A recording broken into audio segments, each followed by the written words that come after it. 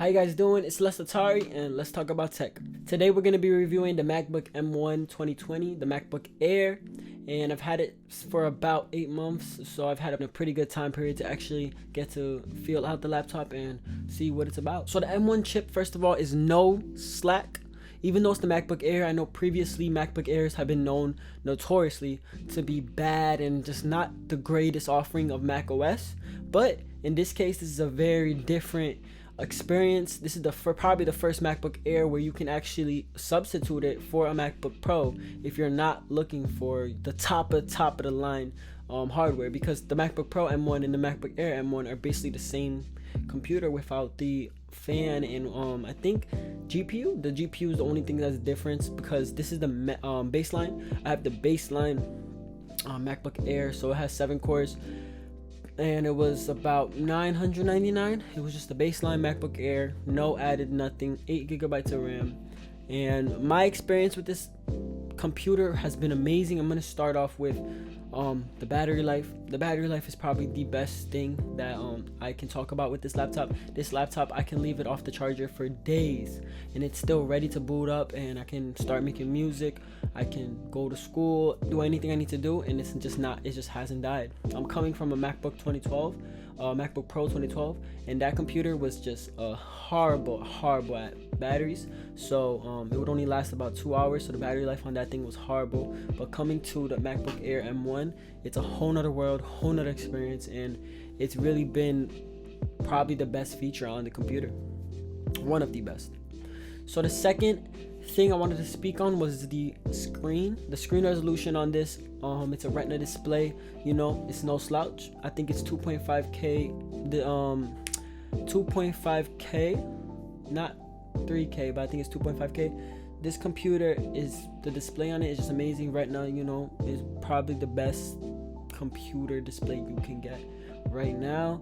I have used this, and when I switch over to my iPhone, to my MacBook, I don't really notice the difference. And I'll have the iPhone 13 Pro Max right now, so using that iPhone 13 Pro Max with the 120 hertz and display, the only thing I can tell the difference of from coming from 120 hertz display is that the refresh rate on this is slow. So that's the only thing.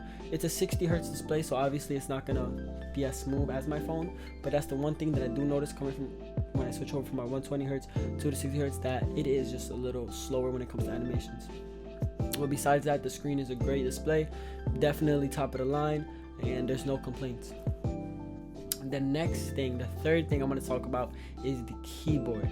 The keyboard is one of the best keyboards, if not the best keyboard I've ever used. Magic keyboard that they offered on this was such an upgrade from the butterfly keyboard. I used my friend's butterfly keyboard, and that thing just felt like I couldn't even tap the keys.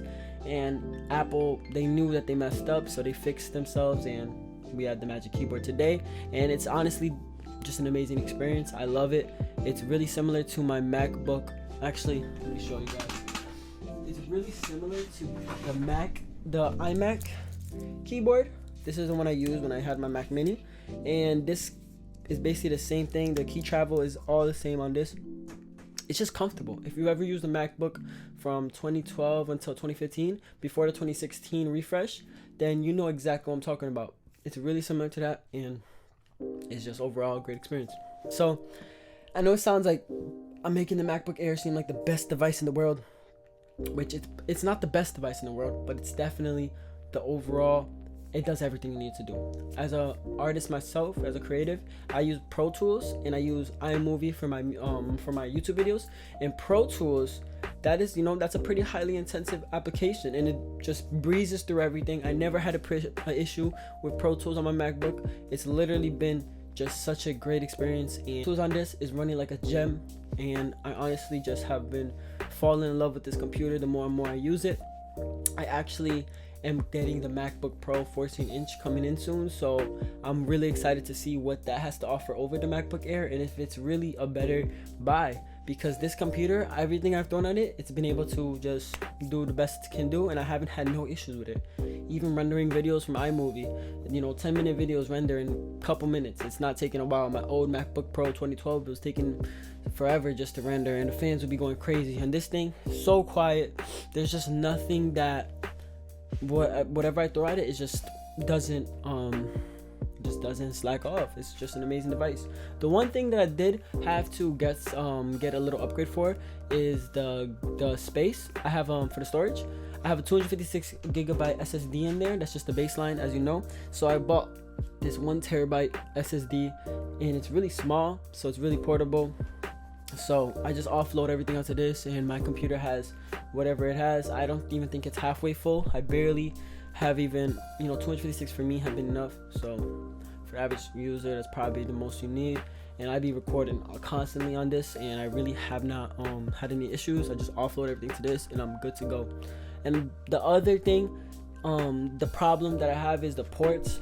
Ports are just you have to get a dongle. I have a dongle that actually comes from Anchor, so it has 2 USB-Cs, 2 USB-As, and USB 2.1, and it also has an HDMI cord and an SD card, so I can just put in my anything I take from my camera, just put it in there, and it just loads up right away, no problem.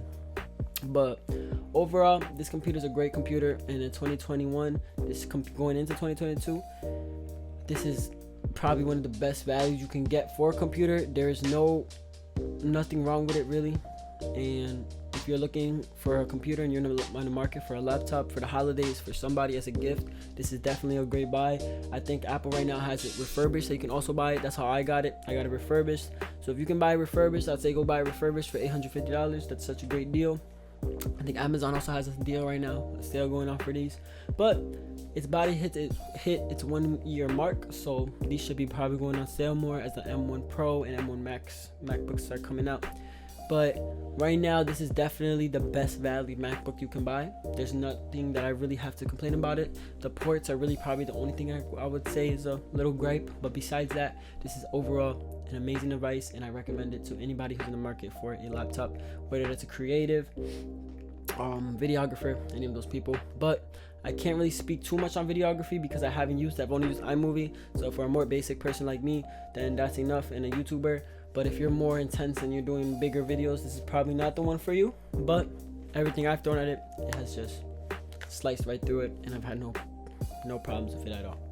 Anyways, guys, I'm Les Tatar. Thank you guys for checking out the channel, and if you consider subscribing, I really appreciate it. It means a lot to me, and this is a channel. I just want to see this channel grow, and I want to help more people who need help with tech. And if I can help you with my music as well, you guys can check out my music on SoundCloud, and I'll link it down below in the description. Anyways, thank you guys.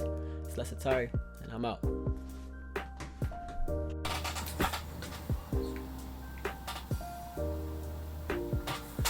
Oh, hell no. Santa Cruz.